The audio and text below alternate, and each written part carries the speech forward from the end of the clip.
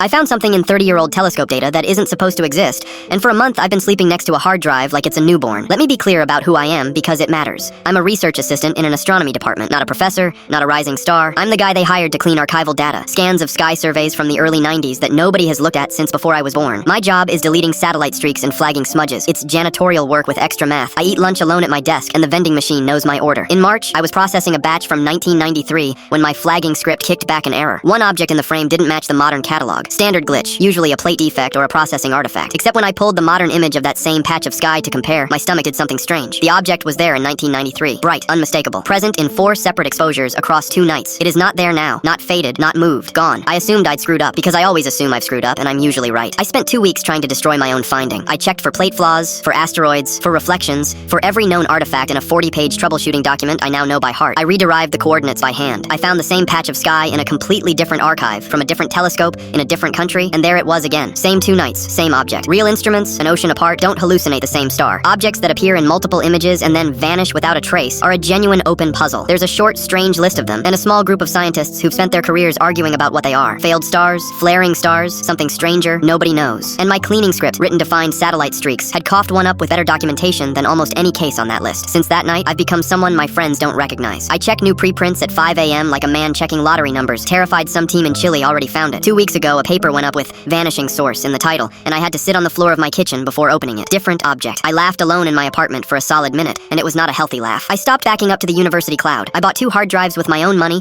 and one lives in my backpack, and the other lives, yes, next to my pillow. I photographed my notes before I closed the notebook. I skipped my cousin's engagement party and sent a text I'm still ashamed of. My mom asked on the phone if I was eating, and I looked at the 3 cereal bowls in my sink and said absolutely. And here's the part I keep circling at 3 a.m. Why haven't I just told my supervisor? The honest answer is fear. I'm a contract employee. I've heard the stories. The assistant who brings in the gold and ends up an acknowledgement, a footnote. We thank Jay for data processing. This is the only important thing I have ever touched. I couldn't make my hands give it away, but I couldn't verify it alone forever either. There's one name that appears on basically every serious paper about vanishing sources. A professor emeritus who spent 35 years building the catalog of these things, chasing candidates that always turned out to be glitches. He retired 2 years ago. His university page still lists an email. I wrote the message 11 times. The version I sent was 4 sentences. I'm a research assistant. I believe I found a 2-night vanishing source with independent confirmation from a second archive. I've attached everything. I'm sorry if I'm wasting your time. I hit send at 1:40 in the morning, put the phone face down on my chest, and lay there listening to my ceiling fan tick. At 2:25, the phone buzzed. No greeting. 1 line. Which second archive? Be precise. I typed the answer with shaking hands and watched the dots appear. Stop. Appear again. 7 minutes. I aged a decade. Then, in 35 years, I have reviewed over 400 candidates. I have never seen one survive 2 archives. I am awake. Call me. We talked until sunrise. He's coming to campus next month. He told my supervisor himself, and made one thing non-negotiable before anything else happens. The finding gets written up with my name first. He said the janitor who checks his own work twice is the only kind of astronomer there is.